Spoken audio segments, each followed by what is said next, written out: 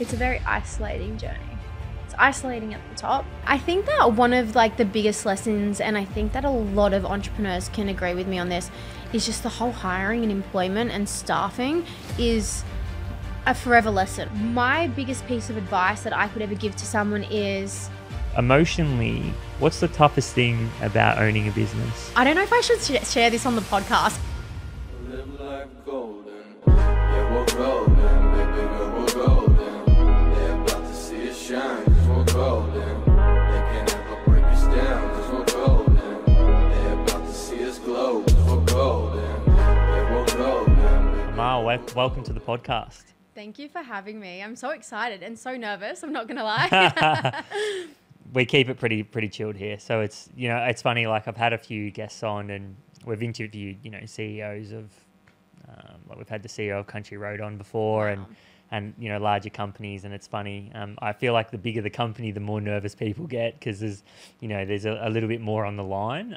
But as I said, we're pretty chill with kind of how we have the conversation. Well, so I feel special. You inviting me up amongst the CEO of Country Road and these impressive people. So I feel very special right now. So thank you for having me. I'd love to start with the startup story. Yeah. So talking a little bit about the early days of the business and I do know a little bit about the story and have kind of read a fair bit into it as well, but would love to kind of hear how it all got started, because obviously you were quite young as well and it would have been a bit of a whirlwind. That I'm still quite young, even though I'm turning 30 this year. So I feel like I'm young, but getting old. So the business started about 7 years ago now, but the business concept actually came about much longer than that. So this story is very different to some other entrepreneur stories where people look for an idea and they're like, oh, I want to own my own business, so I'm going to find an idea and execute. Whereas this actually just fell on my lap. There was a problem that I was solving for myself and realized that I needed to share this with the world. So I grew up overweight my entire childhood. Coming from a Lebanese background, food is at the core of everything we do. And the food is delicious, but very high calorie because it's filled with oil. And so unfortunately that left me with just carrying a few more kilos than I should have in my early days. And when I was about 16 years old, went to the GP, got a health check. And at that moment, I was faced with a very confronting situation.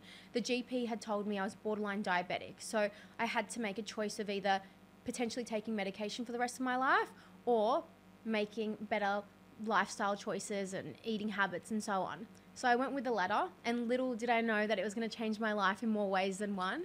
And that's where my journey for my mind and body transformation began.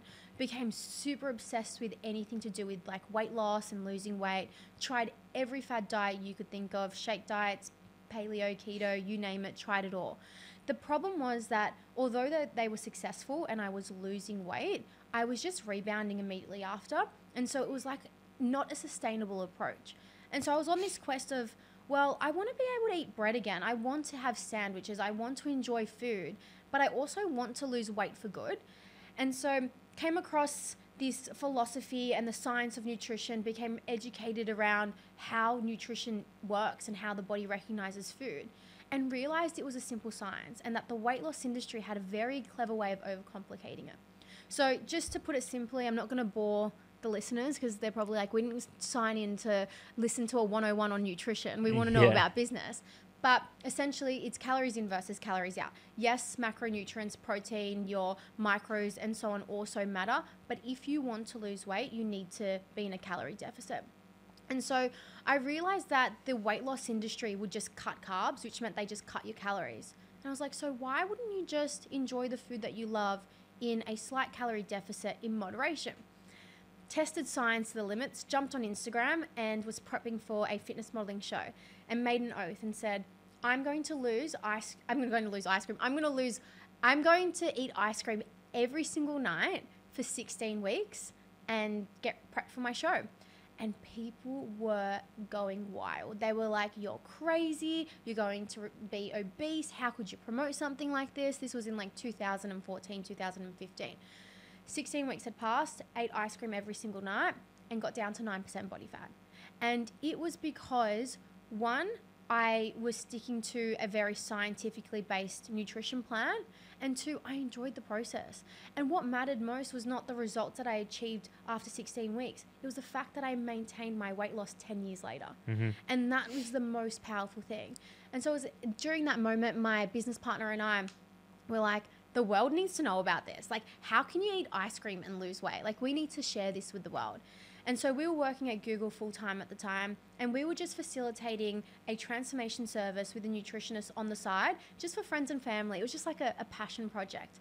And then one thing led to another. They were losing weight and eating pasta and pizza, and their friends were like, what are you doing? And then they were like, well, I'm doing this thing. And then the demand just grew, and we had to make a choice. It was, you know, keep working at Google and have this like stable income and great job for the best company in the world, or take the plunge and take this on full time with no idea on how to run a business. And so we did. And so that's how the business came about. And so how important, like, I would love for you to kind of touch on how you think about the business now compared to how you think about it, or thought about it, sorry, in the early days. And it seems like there was obviously a great need in the industry. And I think great products and great businesses are built off the back of that need. And more importantly, when you can, if we think about more of the marketing and the branding side, it's actually discussing something that has, like nutrition, the science of, losing weight and, how you leverage nutrition to do that has been around for years and years and years and years. It's existed forever.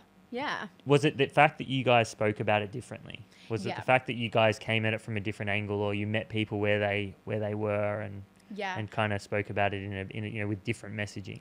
Yeah. So we identified a problem in the market, and we had a very unique way and an easily digestible way of solving the problem, but sharing the message. And so back when we started, there were a lot of like experts in this field, people that have PhDs, that were talking about flexible dieting and the science behind it. But to the everyday normal person who's trying to lose weight, which is like most of the population, you just couldn't easily understand that.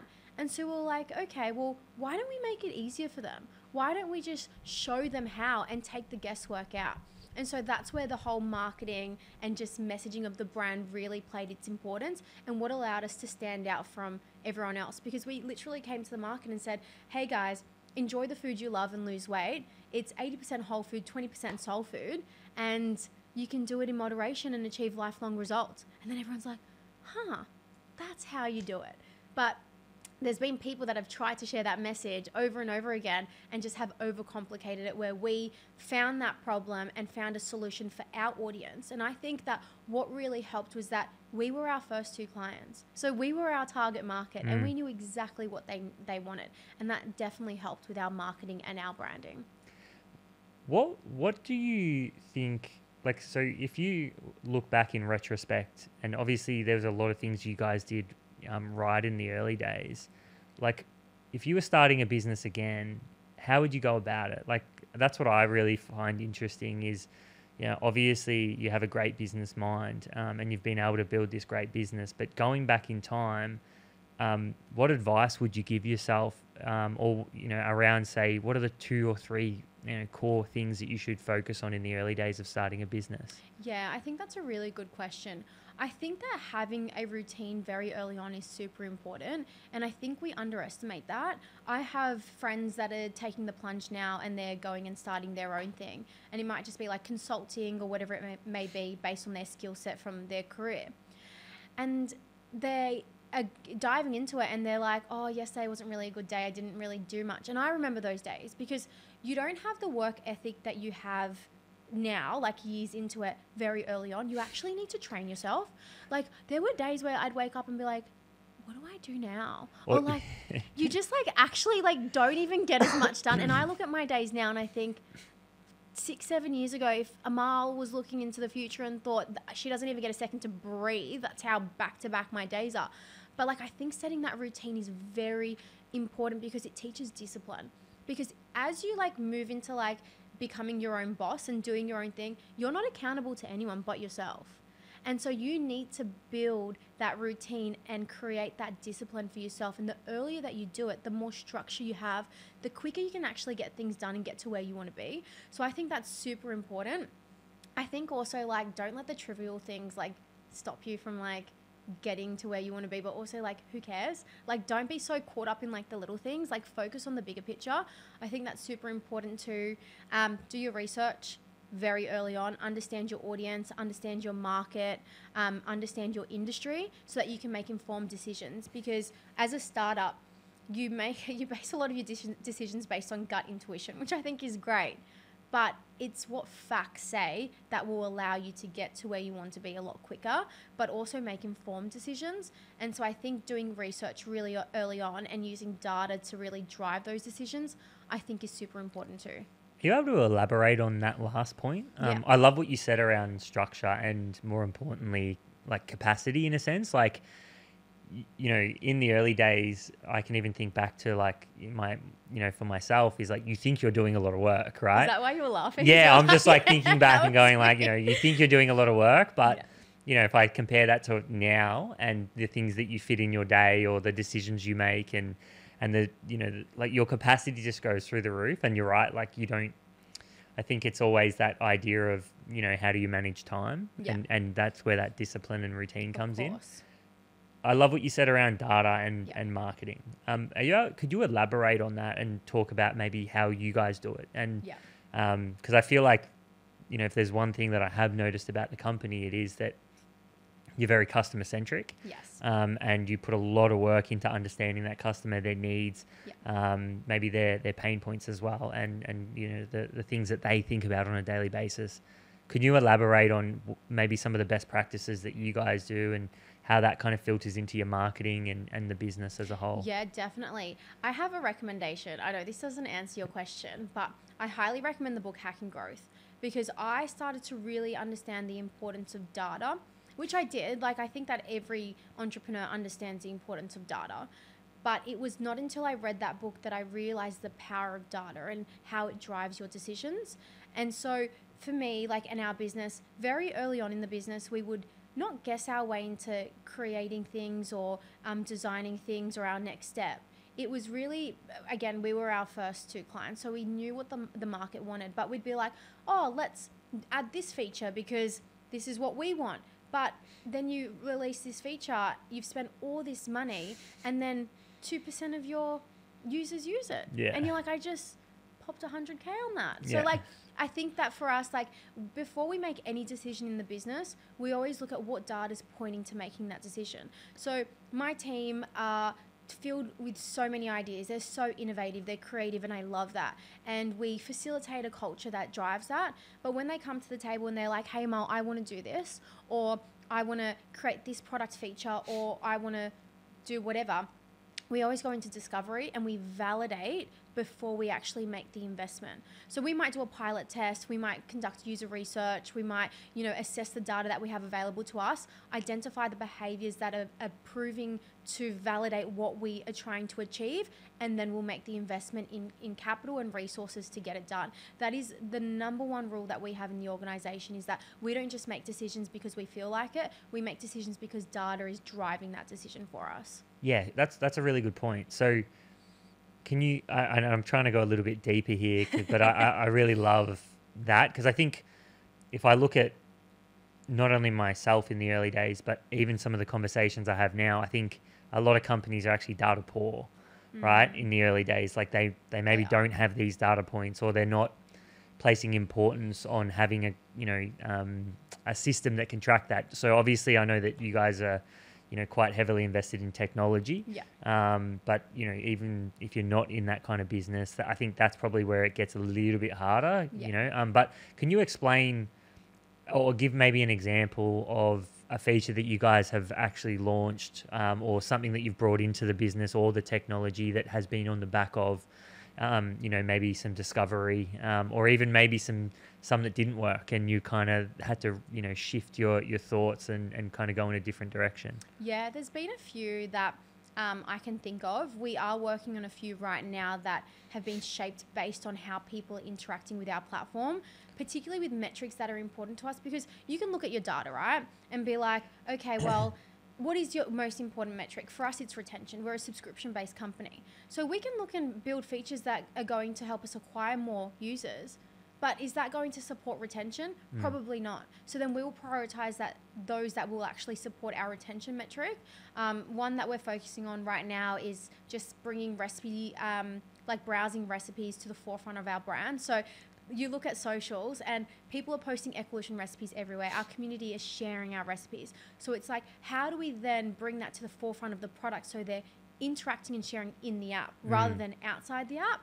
And so that's something that we're currently working on. But the biggest feature, or I guess shift in product that ever came in the history of the business, was when we decided to launch a more affordable solution to the market. And that was a huge decision financially, but also just risk when it came to the business. So when we started the business, we offered a very premium coaching experience, which meant that the price was quite high. And the reason is that you're working with a nutritionist on your journey. But what we started to realize that a number of percent of users that were actually using the chat function versus what they valued versus the price point and cancellation reasons were pointing at the same thing, which was reduce your cost to serve and launch a more affordable solution to the market. But that's a really big decision because you cannibalize the current revenue that you have potentially just to get this new product out. And so we needed to validate our hypothesis. We had a hypothesis that we were running. We needed to validate it. We needed to create a MVP, launch that, look at traction, assess data before we actually made the investment to be like, okay, let's go. And this has been in the works for two and a half years that we've officially gone live on our website. Literally, I kid you not, like a week ago. But it took 2.5 years for us to actually make that decision to actually pull the trigger and be like, let's do it. And there's been so many phases of that journey where we had to keep validating before we're like, okay, we'll invest more money. We'll invest more money. We'll invest more money. Yeah. Can you give insight into that process? Because I think could you imagine you saying that to yourself when you first started your business? You'd be like, are you for real? Are you for real? Like, just do it. Yeah. But 2.5 years. You know what though, like a business at this size, and as you progress and you have employees that you're responsible for their salaries and just like bills that you need to pay as a company, you can't just like make decisions because you feel like it anymore, because your decisions drive the performance of the business. And if you're not performing because of a bad decision you've made, it has such a big impact. Early on in the company, no one knows who you are. You only have yourself that you need to look for. So you can take greater risks and not be so driven off data. But yeah, unfortunately, at this stage, you need to be more strategic. What does that process look like from idea to, because you talked about idea, MVP, validation, and then, we can officially actually launch this, because I think there's a lot of great insight in that, and what that process actually looks like. Yeah. Can you go into those steps and just maybe, elaborate into what that looks like for your company and how you kind of roll out let's say a new feature? Yeah, so for us, how the whole more affordable subscription model came out was we would assess we do a lot of user interviews and a lot of user surveys. So again, being in the digital space, you can chuck a survey in at particular points and collect feedback. And then also if someone cancels, you've got feedback. And so we were assessing this and we started to see a trend. It was, I'm cancelling because of financial reasons, and let me tell you guys, people will always cancel for financial reasons. You could be free and they would cancel for financial reasons. So you need more than that, right?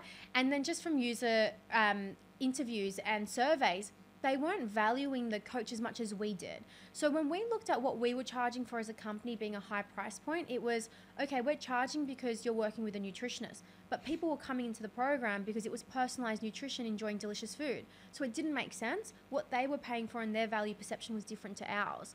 And so then we were like, okay, well, what does this mean for us? And what are the next steps that we need to take in order to find a solution to solve this problem? How do we then increase retention, but solve the problem of there's a high friction because of the price point. People can't afford to pay this premium price. And we started this business and our vision is to create a world, right? Like keyword world. How can you have that global impact at such a high price point? And so then conducted more user interviews, research, assessed behavior, how people were interacting with the platform, because what people say they do and what versus what they actually do is very different. So you need to use qualitative and quantitative data combined. You can't just rely on one. So we did. Yeah. Sorry, just before you go on, qualitative and quantitative data, great point. So can you just give a distinction between what they are? Because some people might don't know. Yeah. So qualitative is when you conduct user research. So you're sitting down and you're discussing, or you're doing a survey and you say, you know, what's your favorite feature, or what would you like to improve, or how many times do you log into the app? So you're actually collecting data that the user is putting into this form. Quantitative, on the other hand, is measurable statistics. So I'm actually looking at my platform that collects data, and it shows me Sarah has logged in 3 times today, whereas Sarah may say, I log in, you know, once a week, but she actually logs in multiple times a day. So people don't always give 100% honesty in surveys. So assessing their behavior through quantitative like data collection or like research allows you to really validate that. And I think that they have an importance in their own ways. Quantitative data is really great to assess behavior. So how are people interacting with your app, features, engagement? And then qualitative data is really great to understand how can you improve your platform? What more do people want from this? And so I think that they both serve their purpose, but you need to combine both of them in order to understand what the customer actually wants. There's this book, what was it? It's called Everybody Lies. Sorry, I read a lot of books, so I'll probably reference a lot of books. It's called Everybody Lies. Oh, I don't know if I should share this on the podcast. It's very like not raunchy, but like so when I read this book, it talks about the importance of data and quantitative and qualitative data. And there was this, apparently Google is like, if you want to know more about a topic, what people Google search is like will always tell you accurately like just what they want or like what they're interested in. Yeah. Because people feel safe in like using Google. No one's watching. No one's Everyone's watching. watching. Have you watched? No, have you? No, I this? haven't, but I can understand their philosophy. Hey guys, just a short interruption. I want to say a massive shout out to our major sponsors, BizCover. BizCover are a business insurance company who are leading the charge in Australia. They are Australian owned. And more importantly, they're a big reason why we get to continue to do what we do, which is share the amazing stories and lessons of successful founders and business leaders.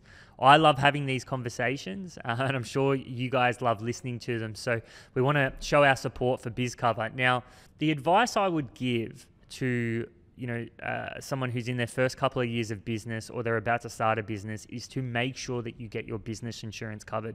In the early days, it's extremely hard to grow a business, and it's also extremely tight where you're continuously trying to reinvest funds to get ahead. You're trying to hire staff. You're trying to do all these amazing things with the excess money that you're making.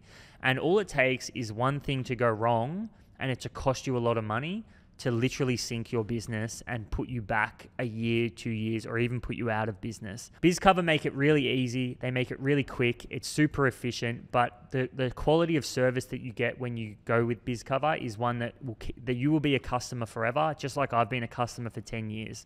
So if you are looking to get your business insured, or you want to, more importantly, just get a better insurance that covers you for more, and more importantly at a really good price, head on over to bizcover.com.au and use the code Pivotal25 for $25 off a new policy. So that's Pivotal25 off a new policy. Head on over, check them out, and more importantly, get your company insured.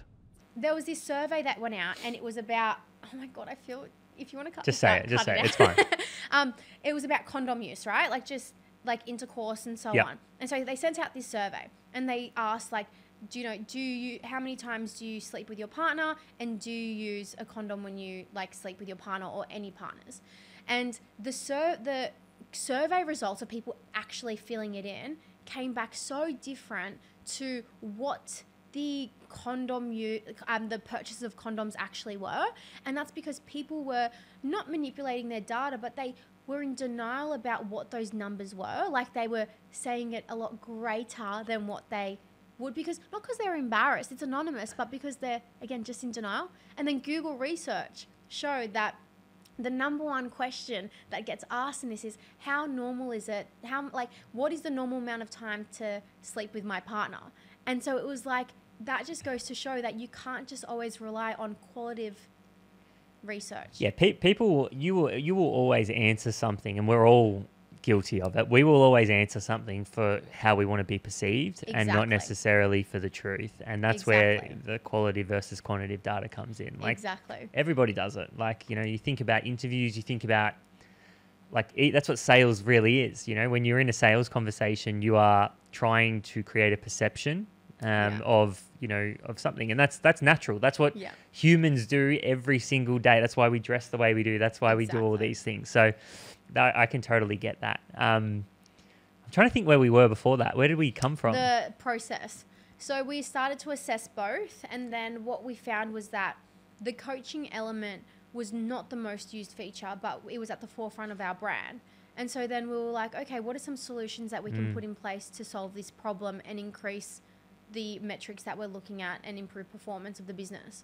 And so then one of the suggestions that came about was, well, why don't we actually remove the coaching element and have the automated journey and allow them to access our great platform and educate through technology, but just not have that coach there, which means that we can reduce the cost to serve. And so for us, we then had to conduct further user research. But people don't actually know what they want until they start interacting with the platform too. So we built an MVP version and we just started to test on an audience that we knew wasn't going to cannibalize our premium. So all we did was put it at cancellation point, and we started to see what the conversion was from people that went to go cancel to drop to this more affordable solution. But then we also had to assess retention and engagement. What did it actually mean being on this platform without a coach? What did it mean for results? What did it mean for engagement?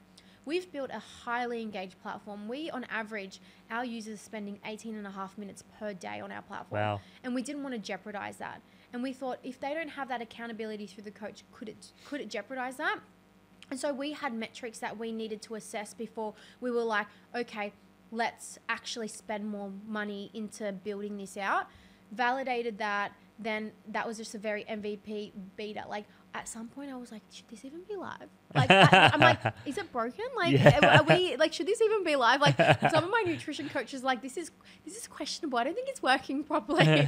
And so, but that's why you put it.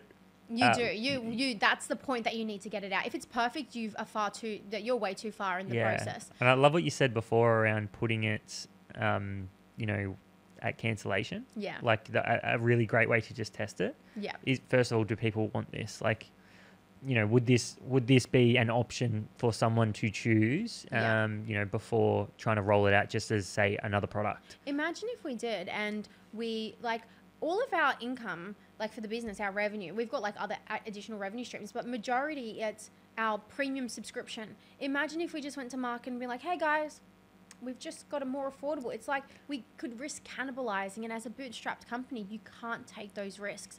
And so we had to be so strategic in a rollout like this. Like, we've not yet officially launched it. It's available on the website, but we've not gone to market and been like, hey guys, we've now got a more affordable. Some people leave comments like on my Instagram and be like, hey, I can see that you've got like a more affordable solution. Thank you so much for doing this. I'm so excited to join up. Like, so people have, like, because we've got a lot of impressions on the website, they're coming across it naturally.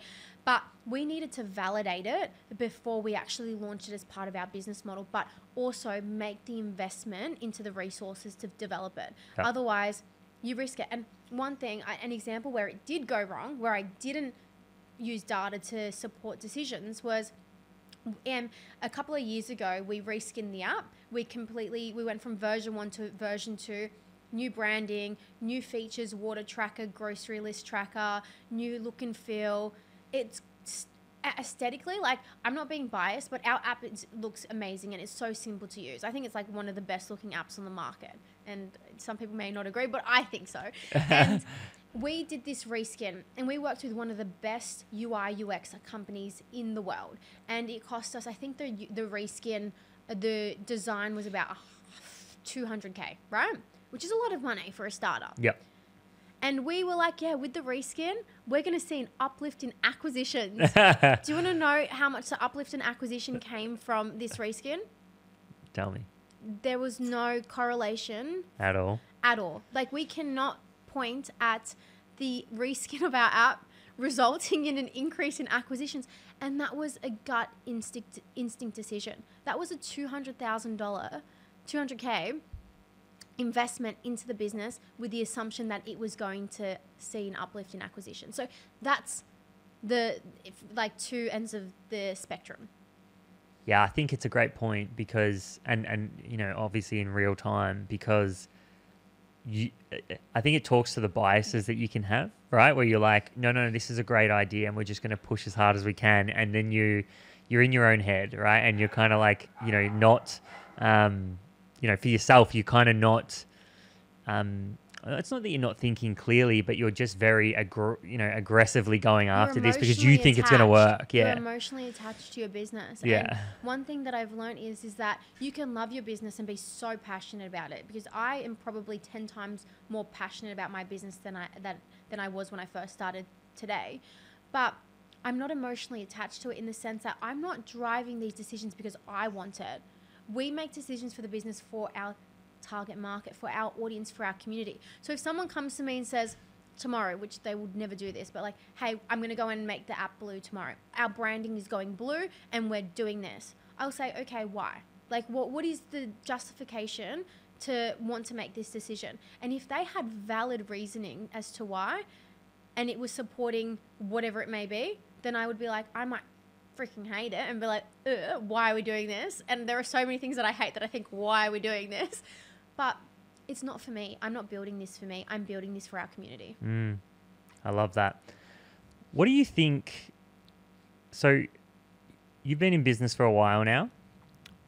What are your biggest lessons from, say, going from that startup to, you know, now a mature business, you know, where you are having to start to think about scaling, you know, and what that looks like and bigger team and so on? Like, what have been your biggest lessons from, you know, startup to, you know, that next phase in business, which is, you know, starting to, you know, turn into a mature company? Yeah, I think that one of like the biggest lessons, and I think that a lot of entrepreneurs can agree with me on this, is just the whole hiring and employment and staffing is a forever lesson, right? Like, you're forever learning with that.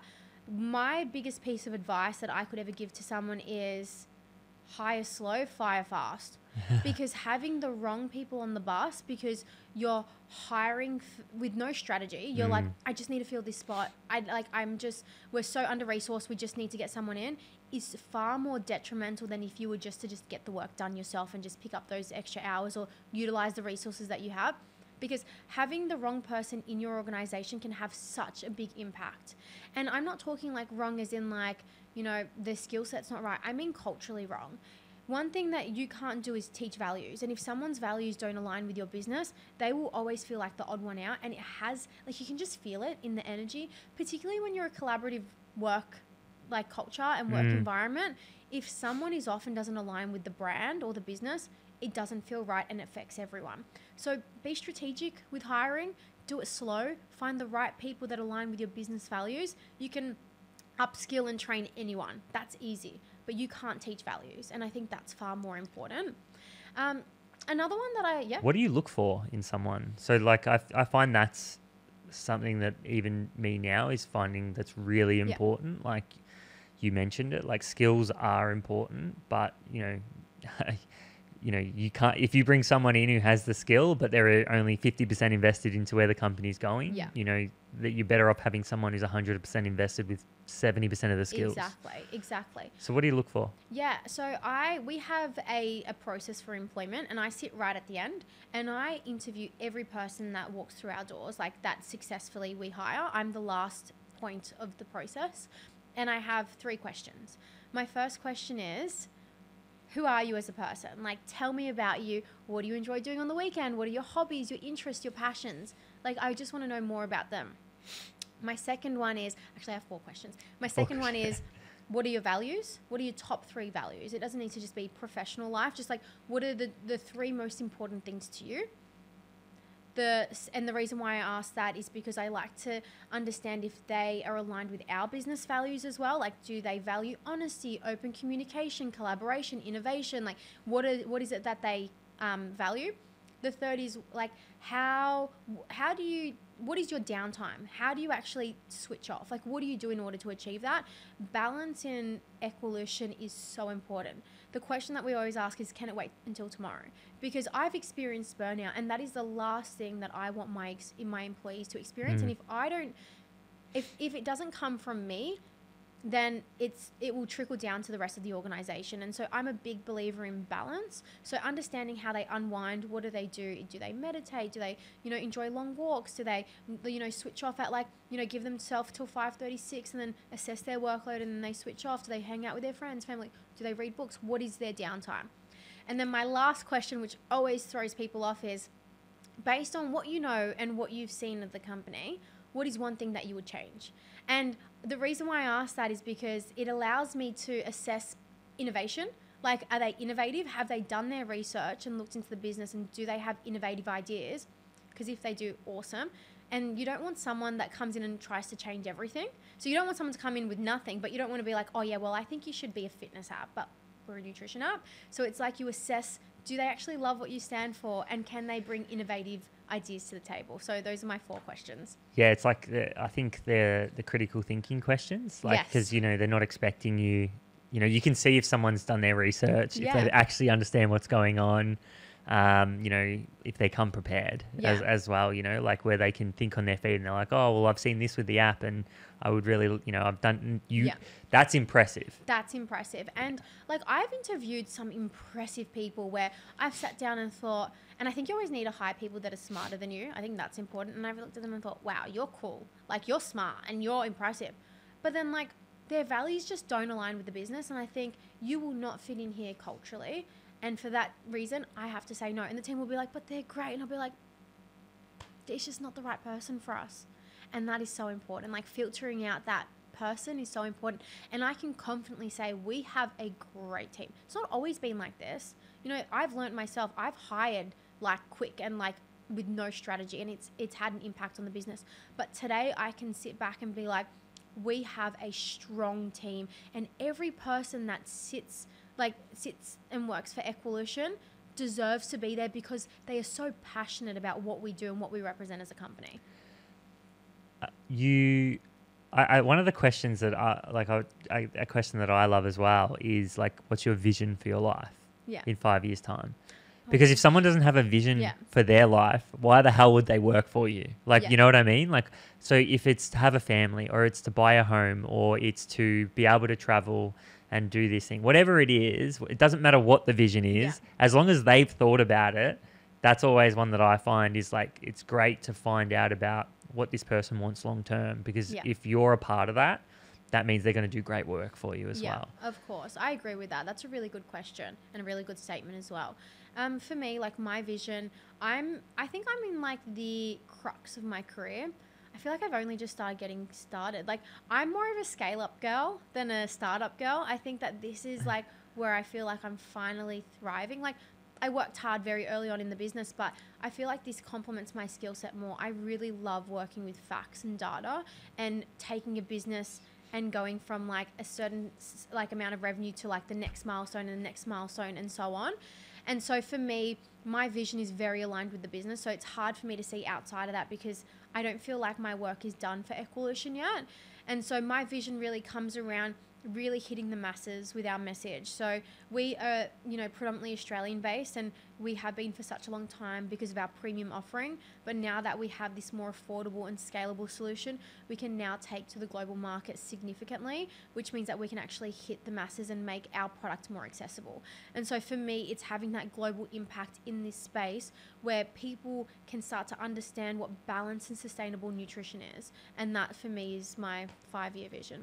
But, and I think like it talks to the fact of just how important it is to have that, because like, you know where you're trying to get to, and more importantly, you know what you have to do to actually achieve it, and therefore you've got something to work for, and finding people that align with that is really important. Yeah. I had a question about firing. So, because you know what, hiring on the spot today. Hiring's the good part, right? Like it's definitely difficult, but it's not.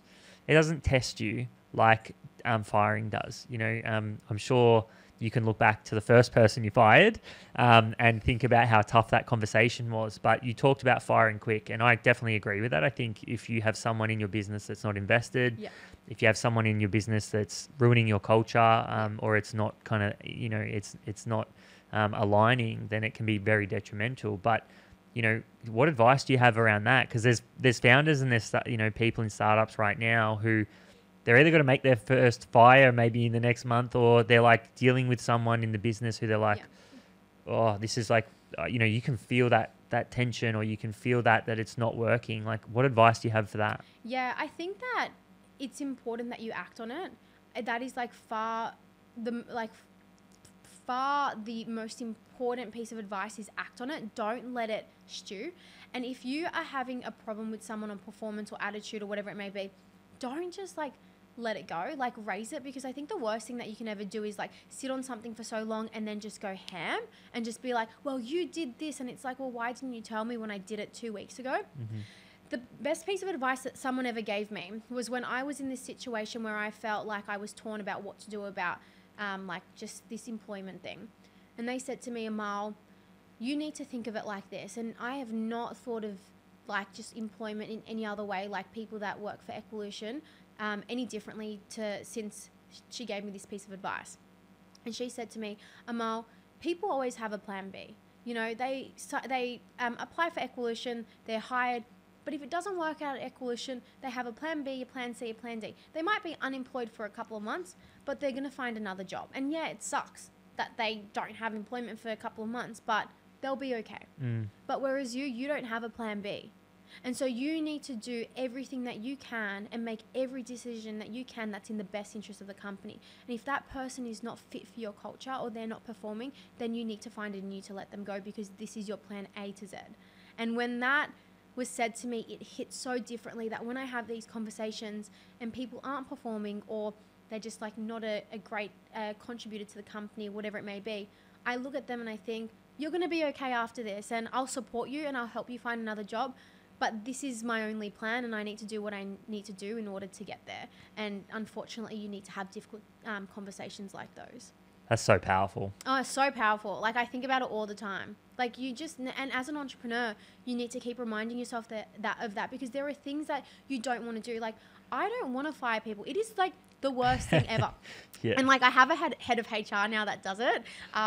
Jen, shout out to you. You're probably going to listen to this. Thank you. And we don't fire a lot of people, to be fair, because our process to recruitment is so specific that we don't really get to that point anymore, which is really great.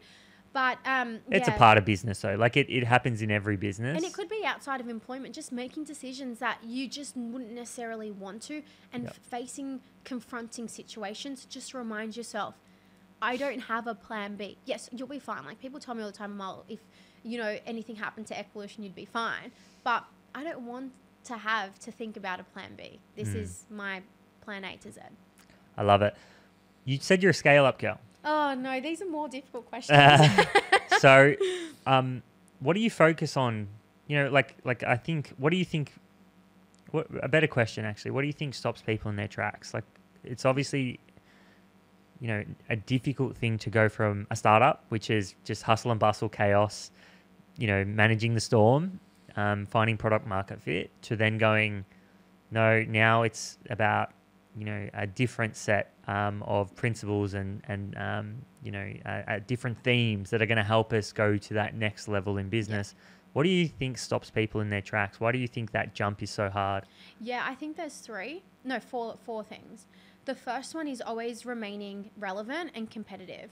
So your unique value proposition is going to change all the time. So you need to always be thinking one step ahead. You might be cool because you do fun recipes, but then there are 10 other people that pop up 2 weeks later, they're doing fun recipes. So you need to be moving quite quick. You need to be agile, and you need to be always thinking about what allows you to stay competitive in this market. There are always going to be competitors, but you need to be able to always be the one that has that little bit more all the time. No one can copy you if you're always innovating. Yeah, and your competitive advantage will always change. So always evolving that.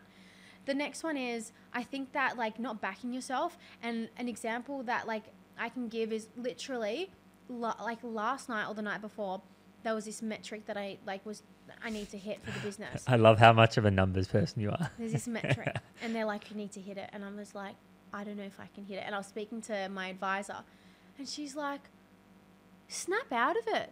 She's like, you're going to hit it and you're going to do it so well. And I, like, my doubt at one point, I was just going to be like, I can't do it, guys. Like, we're going to have to, like, think of another solution because I can't do it. So, like, you need to just back yourself, because as you progress in this journey, you will always feel like an imposter.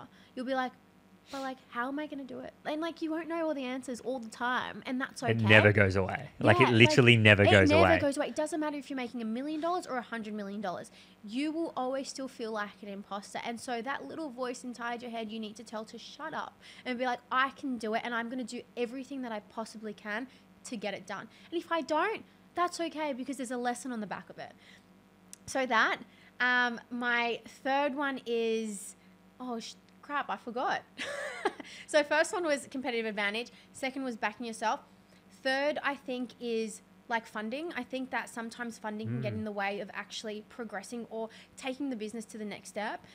A lot of founders underestimate how much you actually need to invest in your company to see that growth and that acceleration. Organic marketing is only going to get you so far. And I think it's really great very early on, when you don't have much funding, to turn over your first, $1 million or whatever it may be, can probably be done without investing heavily into marketing or product or whatever it may be, depending on your industry. But if you want to go from like the 5 million to 50 million, that's when you need to start thinking about the money that goes back into the business, whether it be external funding or funding like from profit in the company. You need to consider like how much quicker you can get there if you had more resources to support your strategy. And then my fourth one is strategy.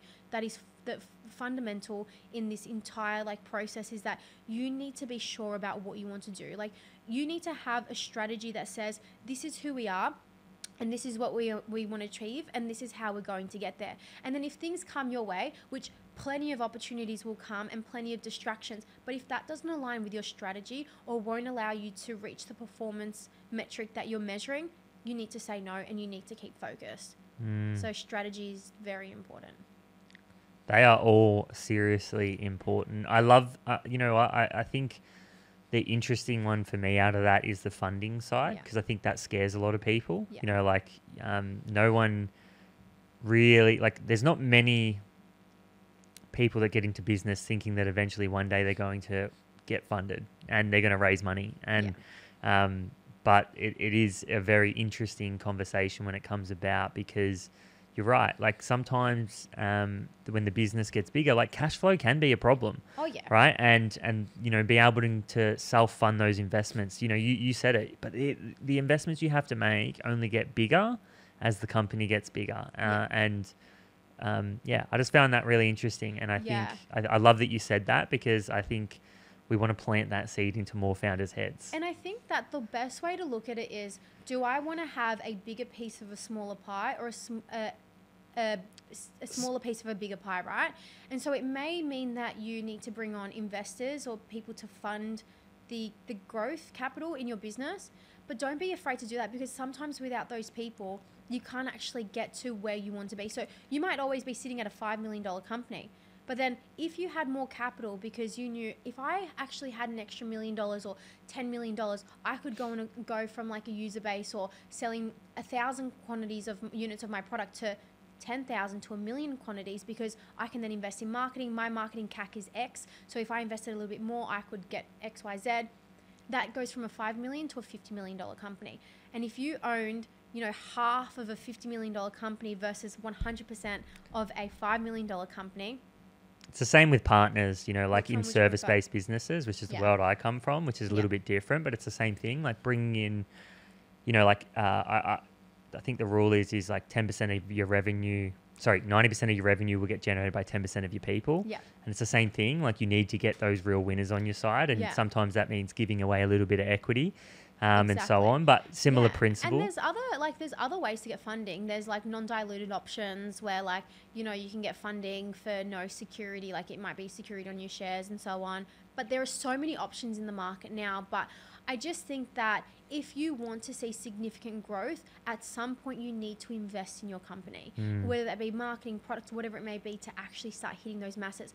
And it's great if you have a highly profitable company that can fund that, but don't be afraid to put your own money behind it too. 100%. You have to, and I think that's you're in the game of business, so you got to be willing to kind of really play at that level. Yeah. We're going to finish off with quick fire. Wow, that was quick. Yeah, well, it actually is been a little bit longer than what you would think, I reckon. It goes quick though, but we finish with quick fire. So these are short questions. You don't have to give a short answer, but it's just like really broad, deep questions that we love to talk about. You've asked me some challenging questions today. Yeah, well, I mean, I think we try to cut through, because that was great. a lot of podcasts can be a little bit fluffy and a little bit just like not really, delivering anything. But the first question I would have is, emotionally, what's the toughest thing about owning a business? It's a very isolating journey. It's isolating at the top. And I think that, as a founder of a company and even as a CEO of a company, you have the responsibility of your employees and your bills. And so when the day ends and everyone clocks off and they go home to their family, they don't care because they're going to get paid. But you are responsible for every dollar that goes into that business and out of that business. And so when you're crying at night because you're stressed out of your brain because you might be underperforming or this may have happened and a spanner was thrown, whatever it may be, no one else is crying with you. You're the only one that's crying. And so it can get really isolating. And I think also just like being in this space, what you realize is that people that are around you, whether it be contractors, like suppliers, or even friends, they're only really there when everything's exciting and you're celebrating their wins. Like, yeah, let's cool, well done, go you, slides into your DMs, Amal, how are you? Haven't spoken to you in a long time. But then when you're not performing very well or shit's hit the fan, which shit hits the fan daily, and you talk about it, everyone's gone missing. So it can be a very isolating journey. And so I think that it's important that you surround yourself with like-minded people. I am so lucky to have the friends that I have. Like, my friends are some impressive entrepreneurs, even people that aren't entrepreneurs, but just like bring so much value into my life that I know that whatever my problem is, I can just give them a call and be like, hey, I'm feeling shit. This has happened. Can I just talk about it? And they will always be there. So yes, it can get really isolating. It's so true. I was having that conversation with someone. Actually, I think I talked about it on the podcast. I did a solo episode, the one we just released, but like talking about one of the best things that you can do is as a founder is have a conversation with another founder. Just a friend powerful. Where it's like there's no judgment. It's a safe space, but like that they know what you're talking about. Because like you said, it's very isolating. And so if you're trying to talk about these problems and the person doesn't understand, you kind of like, it's not their fault, but it's just like you don't get any closure from it, or you can't really get anything off your chest. And you also question their advice. You're like, but how credible is that? Like, you've not experienced this, so like, do I take your advice? Yeah. Whereas someone that's been, on this same path, I've got a friend, she's the founder of $1 billion company, so it's a unicorn. And so like when I go to her and she's like my soundboard and I say, hey, what do you think of this or whatever? Immediately, as she says whatever she says, I'm like, I know that what you say is credible because you've experienced this before. Yeah. And she'll always... It's wisdom, right? Yeah, wisdom. And she'll tie it back to an event that actually happened. She'll story tell. And I'm like, shit, that's what I'm going through right now. Like, you're right. So yeah, the credibility behind founders, it just, it makes it easier too. I love it. What's one piece of advice for your younger self? Honestly, have more fun.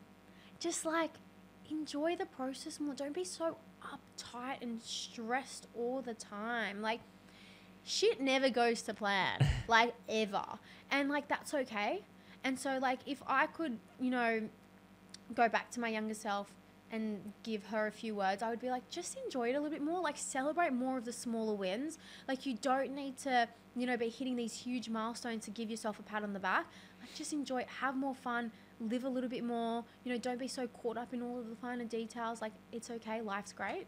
Yeah, it's so true. But it's so hard to do, I find. Like, even now, like, I'm just like, there's times where you're so stressed and you're so like, oh God, but then... I think that's great advice for founders, especially in the early days. Like, try to have fun as much as you can, even though it's hard and running a business is hard. Try to have fun. And fun doesn't need to be like going out and partying and whatever and like, not working. Just have more fun in your work and actually celebrate the wins 100%. Because that's so important. Yeah, 100%. What advice this could be the same answer, but if not, that's fine. What advice would you give to someone who's just starting out in business? I think that I think I answered that in one of my questions of like, what would you do if like you were starting your business again? I think that one, do your research, so fundamental. Two, back yourself. Like you are, like I said, always going to feel like an imposter and you're going to doubt yourself, but you need to have confidence in your capabilities and your skill set to get it done, and just have confidence that you'll do whatever it takes to get it done as well. So back yourself.